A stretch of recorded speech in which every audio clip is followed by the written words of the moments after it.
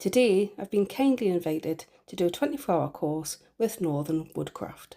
They are two fantastic blokes who run a bushcraft school in Northumberland. And they're going to teach us how not to set myself on fire, poison myself or sever a limb. Well, they're going to try to. I'm the clumsiest person on the planet. I haven't told them that yet though.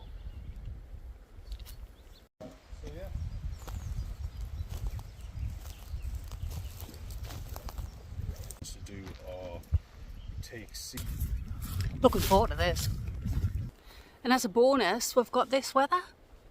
We kicked off the day with foraging. So if you put a spark on that, which Terry will get you guys doing later, hopefully, that'll burn really well, and it'll burn with like a black smoke, and you'll see the oils. So midwives will give this if you're overdue in childbirth, and it's not meant to, it does.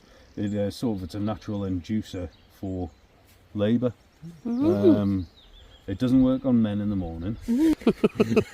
Again, it's full of vitamin C, and it's pretty high in antitoxins.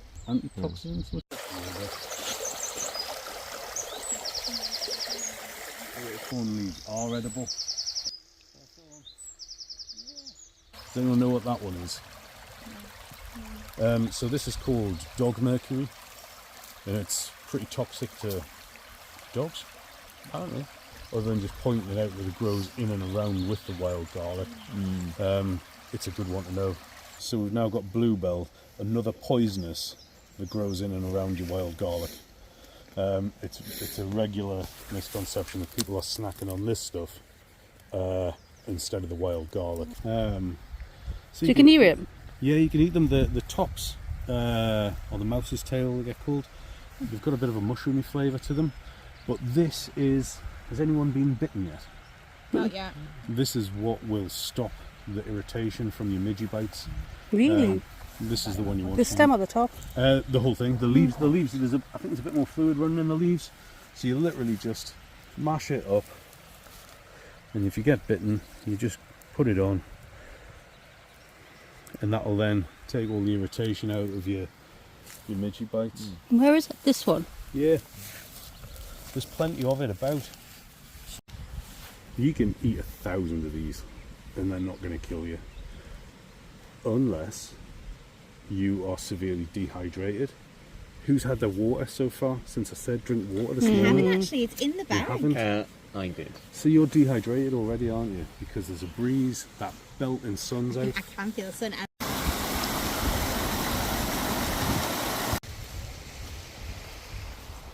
So another good thing about the birch tree is the saponins are basically soap.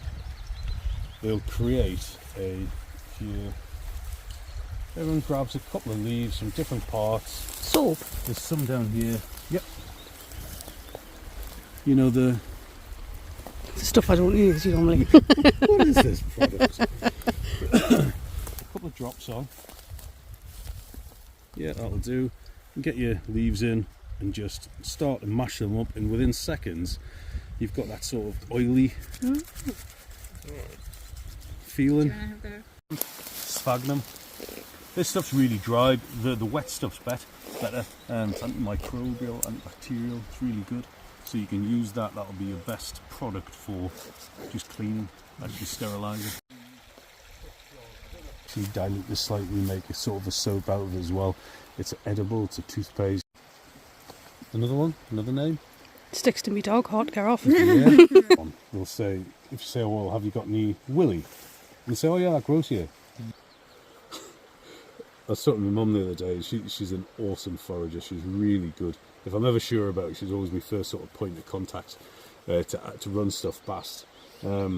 She goes, "Have you seen this thing on the internet? It's called willie juice." I was like, "What on earth have you been looking at?" Because it gets known as willies. If you just break it up, chop it up, and leave it whole, and steep it overnight, all the sort of the nutrients come out into the juice, the drink. So yeah, a couple of willie juice for breakfast.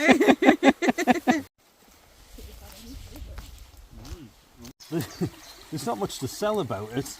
After I've shown you all the other poisonous stuff, the bluebells, dog mercury. These are the flowers. These grow all over Northumberland. Strawberries. Yep. How very civilised. This is fab. The Northumbrian Neddy. Absolute luxury considering as you go in the field. So Chris had taught us how not to poison myself. Now it was Terry's turn to teach us how not to lop a finger off. It might be fairly easy for you because you can just put your hand over and you'll be cutting out like that.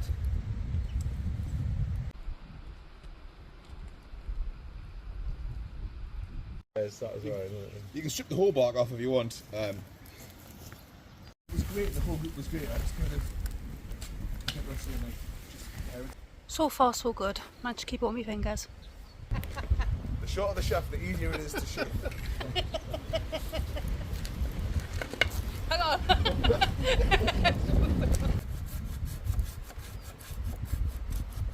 So the part that we want to use is the mallet head will be at the bottom.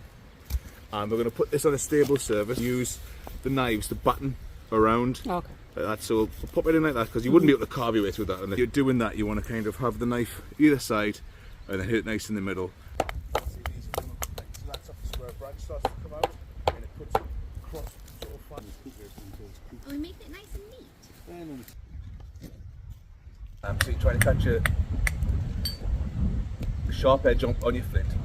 This is a bit of flint from my driveway. I just seen it was in the gravel and I thought, I wonder if that works. And oh, the camera's on me, it's not going to. You want to coming down at just scrunch it Yes. Go out the way. tiniest little going over there, which, contrary to popular belief, went out straight away.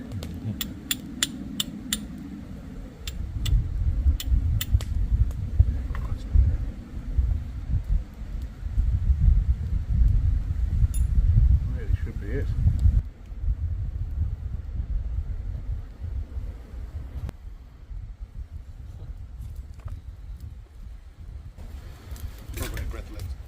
There you see the flames. You see the colour change there?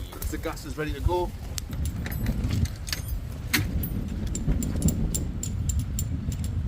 That's it, yeah. And roll it together so it's nice and tight. Oh, hey! Just throw it. Not on the floor. But that's the end of the first session. I'm still alive. I'm going to set up camp. So I've chosen a lovely little spot across the burn here and set my top and bivvy up there.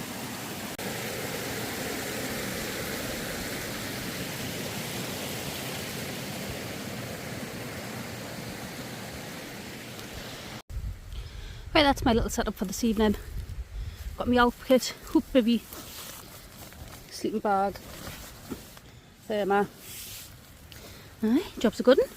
Pretty little pitch here next to the water.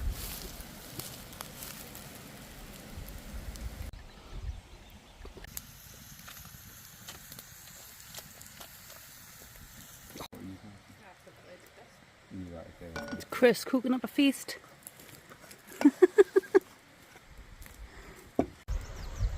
Look at that, man.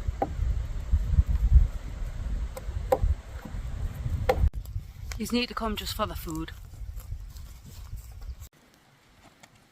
This is unreal. When you've got Eddie Hall sort of physique like me, you know. I ended up being naked up a tree. And another lad was. Yeah, I'm looking at you. People from work. I can't believe I'm slimmer than you. Right, I'm back in my bivvy. Had an absolutely lovely night out. It's just been such a laugh. Smelly as in the morning. Morning. Right, that's me all packed away. Going to get myself over to the main camp and have some lovely breakfast.